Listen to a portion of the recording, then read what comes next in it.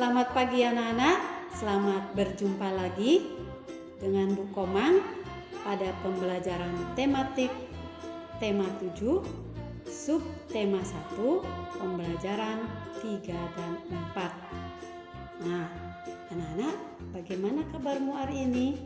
Semoga semuanya dalam keadaan sehat selalu ya.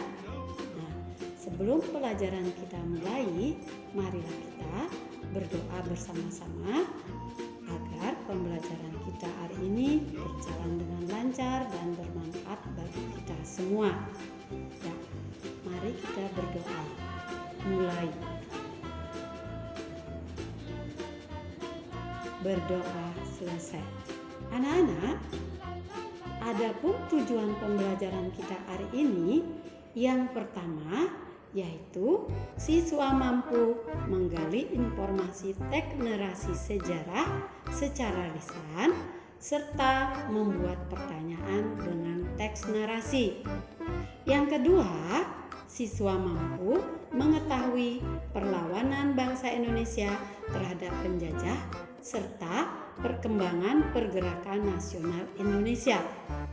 Ketiga, siswa mampu menyebutkan faktor-faktor penyebab keberagaman bangsa Indonesia. Anak-anak, untuk lebih jelasnya, mari kita perhatikan pembelajaran tayangan berikut ini. Baiklah anak-anak, sekarang kita belajar pendalaman materi tema 7, peristiwa dalam kehidupan, subtema 1, pembelajaran 3 dan 4.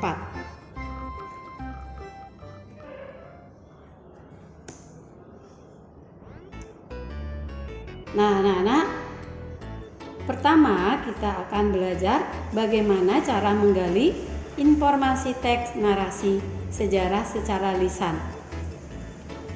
Untuk menggali informasi dari teks lisan, kamu perlu mendengarkan teks yang dibacakan dengan seksama. Setelah itu, catatlah informasi penting dari teks seperti nama peristiwa, tokoh, tempat dan penyebab terjadinya peristiwa. Kemudian, dengan mencatatnya, kamu dapat membaca kembali dan mengingat semua informasi penting yang telah kamu dengar. Kamu juga dapat menjawab pertanyaan yang disajikan sesuai dengan isi teks yang telah kamu dengar. Kemudian kita akan belajar membuat pertanyaan teks narasi. Kita dapat menggali informasi teks narasi secara sejarah dengan membuat pertanyaan yang berkaitan dengan isi teks tersebut. Pertanyaan teks yang baik dibuat menggunakan kata tanya. Masih ingatkah kamu apa saja kata tanya tersebut? Kata tanya terdiri atas kata tanya apa, siapa, kapan, di mana, mengapa, dan bagaimana. Itulah tadi kata tanya yang kita dapat buat di dalam pertanyaan teks narasi. Kemudian kita akan belajar bagaimana cara menggunakan kamus. Menemukan kosakata baku dan kata serapan pada sebuah bacaan dapat mencarinya di Kamus Besar Bahasa Indonesia yang sering disingkat dengan KBBI. Caranya, pertama, pilihlah sebuah kata dari daftar kosakata barumu, misalnya kata pilar. Bukalah kamusmu, carilah daftar kata-kata yang dimulai dengan huruf awal P. Ingat, setiap kata pada kamus selalu diurutkan berdasarkan urutan abjad. Dalam daftar kata yang berhuruf awal P, carilah daftar kata yang dimulai dengan P. Kemudian, carilah daftar kata yang dimulai dengan pil. Setelah mendapatkan kata pil, kata pilar akan ditemukan di antara kata-kata itu. Bagaimana anak-anak? Sudah jelas cara menggunakan kamus? Ya, selamat mencari. Anak-anak, sekarang kita belajar bagaimana perlawanan bangsa Indonesia terhadap penjajah. Berikut beberapa perlawanan yang dilakukan rakyat Indonesia, yaitu perjuangan rakyat Maluku. Pada tahun 1533, Sultan Ternate menyerukan perlawanan untuk mengusir bangsa Portugis yang berkhianat kepada kerajaan Ternate dengan memonopoli rempah-rempah. Perlawanan yang kedua terjadi pada tahun 1570. Perlawanan tersebut dipimpin oleh Sultan Bahabullah disebabkan oleh tewasnya Sultan Kairun. Portugis menyerah dan meninggalkan Maluku pada tahun 1575. Nah, anak-anak, di sini perjuangan rakyat Maluku ada dua, yaitu Sultan Ternate dan Sultan Bahabullah.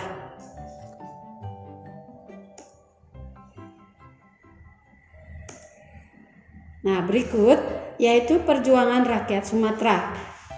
Di Aceh, perlawanan dipimpin oleh Teuku Cid Ditiro, Panglima Polim, Teuku Umar, dan Cut Nyadin. Rakyat Aceh menggunakan taktik perang gerilya, yaitu memasuki hutan agar tidak mudah ditangkap. Nah, perlawanan rakyat Sumatera Utara dipimpin oleh Sisingamangaraja yang ke-12. Penyebabnya adalah Belanda ingin menguasai Tapanuli. Nah, di Sumatera Barat, perlawanan dipimpin oleh Tuanku Iman Bonjol. Penyebabnya adalah politik adu domba Belanda terhadap kaum adat dan kaum Badri. Nah, di Sumatera ini adalah terjadi di Aceh, ya, juga di Sumatera Utara dan di Sumatera Barat. Kemudian, perjuangan rakyat Jawa. Di Pulau Jawa, Pangeran Diponegoro pemimpin perlawanan terhadap Belanda. Perang terjadi karena Belanda memasang patok jalan di atas tanah, maka meleluhur Pangeran Diponegoro tanpa izin. Belanda berhasil menangkap Pangeran Diponegoro dengan berpura-pura mengajak berunding saat berunding. Pangeran Diponegoro ditangkap dan diasingkan ke Manado pada tahun 1830. Itulah tadi perjuangan rakyat Jawa yang dipimpin oleh Pangeran Diponegoro. Nah, anak-anak, dilanjutkan dengan pelajaran kita, yaitu perjuangan rakyat Bali. Sikap Belanda yang melanggar hukum tawan karang menjadi penyebab perlawanan rakyat Bali.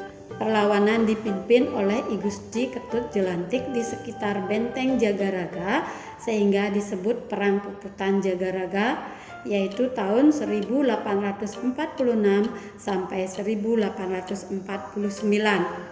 Perlawanan berakhir ketika Belanda dapat menguasai benteng Jagaraga.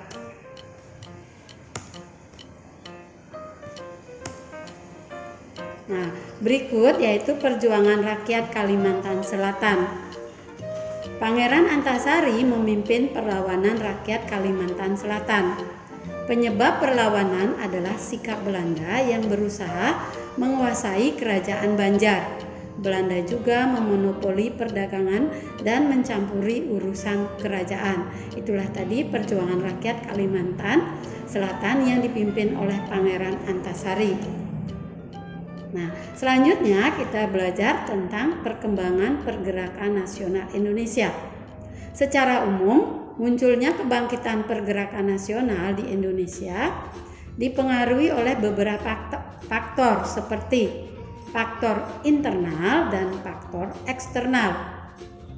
Adapun faktor eksternal yaitu penderitaan rakyat akibat penjajah, lahirnya golongan-golongan terpelajar dan cendekiawan, sejarah kejayaan hidup kerajaan-kerajaan Indonesia di masa lalu. Nah, sedangkan faktor eksternal yaitu kemenangan Jepang atas Rusia dalam perang tahun 1905 dan masuknya paham baru seperti nasionalisme dan demokrasi, dan juga kebangkitan nasional negara-negara tetangga seperti India dan Filipina. Tumbuhnya organisasi-organisasi menjadi awal dimulainya masa pergerakan nasional.